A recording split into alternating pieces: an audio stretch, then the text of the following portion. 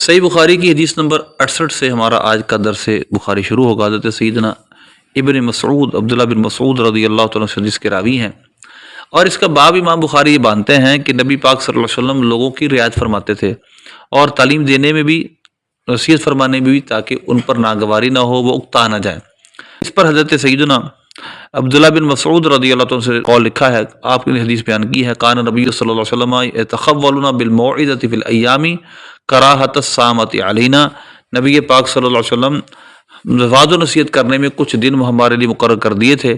آپ نے وعظ و نصیحت کرنے کے لیے اس ڈر سے کہ کہیں ہم کبیدہ خاطر نہ ہو جائیں، ہم اکتا نہ جائیں، تو لہذا آپ نے، یعنی حضرت عبداللہ بن مسعود رضی اللہ عنہ نے جمعرات کا دن خاص کیا ہوا تھا۔ تو کسی نے کہا کہ آپ ہر روز ہمیں واعظ کیا کریں۔ آپ نے فرمایا میں تم پر اس وجہ سے ہر روز واعظ نہیں کرتا کہ مجھے تمہارے اکتا جانے کا خوف ہے، جس طرح کہ نبی پاک صلی اللہ علیہ وسلم ہماری رعایت کرتے تھے، میں بھی تمہاری رعایت کرتا ہوں۔ تو لہذا اسے پتہ چلا کہ واعظ و نصیحت میں بھی اعتدال، لمبے لمبے واعظ، بہت بڑی بڑی لمبی لمبی تقریریں کہ جس سے لوگ اکتا جائیں، یہ بہتر نہیں ہے۔ مختصر اور جامع بات ہو جس میں لوگوں کے لیے کچھ سیکھنے کو ہو، یہی حدیث اس حدیث پاک کا درس ہے۔ اس سے اگلی حدیث دیکھیے، نبی پاک صلی اللہ علیہ وسلم نے فرمایا یسروا ولا تعسروا وبشروا ولا تنفروا، آسانی پیدا کرو، تنگی پیدا مت کرو۔ عسر سے ہے تعسروا فعل نہی، اور یسر سے یسروا فعل امر۔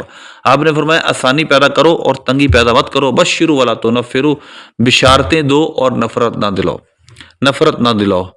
اب ذرا غور سے سنیے گا، جہاں جہاں شریعت نے آسانی پیدا کی ہے، رکھی ہے، وہاں تنگی پیدا نہیں کرنی چاہیے، اور جہاں جہاں ہمیں پتہ ہے کہ یہاں پر سامنے والے کو خوشخبری سنانی چاہیے، اس کو قریب کرنا چاہیے، تو وہاں پر ایسی بات نہیں کرنی جس سے اس کے دل میں نفرت آئے، دین اسلام سے وہ دور ہو، مسلمانوں سے دور ہو۔ تو لہذا شریعت کی آسانیاں، شریعت نے جہاں جہاں چھوٹ دی ہے وہاں لوگوں کو چھوٹ دینی چاہیے، وہاں پر تنگی نہیں کرنی چاہیے۔ اسی طرح جو میں نے پہلے بیان کر دی حدیث نمبر 70، حضرت عبداللہ بن مسعود رضی اللہ تعالیٰ عنہ کان عبداللہ یذکر الناس فی کل خمیس، آپ ہر جمعرات کو لوگوں کو واعظ کرتے تھے۔ ایک شخص نے عرض کیا، آپ عبد الرحمن لوددت انک کرتنا کل یوم، انہوں نے کہا کہ آپ ہمیں ہر روز واعظ کریں، ہمیں یہ اچھا لگتا ہے۔ انہوں نے فرمایا اما انہ یمنعنی من ذلک انی اکرہ ان املکم، کہ مجھے یہ چیز روکتی اس سے کہ میں تمہیں کہیں ملال میں نہ ڈال دوں، مجھے یہ ناپسند ہے کہ میں ملال میں ڈال دوں۔ وَإِنِّي أَتَخَوَّلُكُمْ بِالْمَوْعِظَةِ كَمَا كَانَ النَّبِيُّ صلی اللہ علیہ وسلم يَتَخَوَّلُونَ بِهَا مُخَافَةَ الصَّامَةِ عَلَيْنَا، کہ میں تمہارا اسی طرح خیال رکھتا ہوں۔ تخول کا معنی خیال رکھنا، اپنے اس سامنے والے کی رعایت کرنا، وعظ و نصیحت کرنے میں اسی طرح خیال رکھتا ہوں جس طرح ہمارا نبی پاک صلی اللہ علیہ وسلم خیال رکھتے تھے ہمارے اکتا جانے کے خوف سے۔ اس کا مفہوم میں پہلے عرض کر چکا ہوں۔